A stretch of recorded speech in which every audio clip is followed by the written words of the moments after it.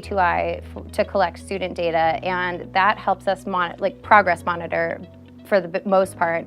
But also it shows us what skills our students are missing, how much help they need in specific areas. So maybe they need more help in foundational skills, maybe they need more face time, teacher managed stations. But it not only helps us group our students for literacy rotations, but it also helps us when we are kind of looking down to see, okay, who do we need to recommend for tutoring? Who do we need to get in that extra help? Who should we be scaffolding for, pulling to work with in small groups during ELA? So it really is cross-curricular, which is very helpful.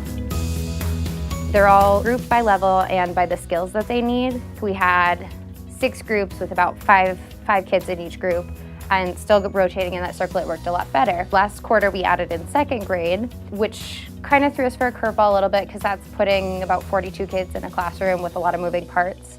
But we were able to group them in with some of the 3rd grade groups who were on the same levels, and we still kept that 6 or 7 group rotation. This time around, we actually have 2 rotations happening. One's going counterclockwise, one's going clockwise. And what it looks like is there's a guided reading and a phonics station, 2 grammar stations, 2 spelling stations, and then a computers and a game. So it feels different, but they still have extra time hitting those core skills. Rotation's a little new right now, so they're still realizing it, but that's why I have that huge chart up on the wall so they can check and say, okay, I started a guided reading, now I need to go to orange grammar because I'm in Miss Shipper's rotation today. Essentially, each table is a station. The only station that isn't a table is our game station, which is on the carpet. The way I have it set up is there's 2 columns. One has Miss Watson's rotation, one has my rotation. Each group has a different color nameplate with their name on it. And then according to the day, I will move it through the sheet. I use sheet protectors and whiteboard markers, and I just wrote on guided reading or phonics or grammar or etc. And next to it, I have the color table, so they know, because there's 2 grammar stations and there's 2 spelling stations, so that can get a little confusing if you're not sure what rotation you're in.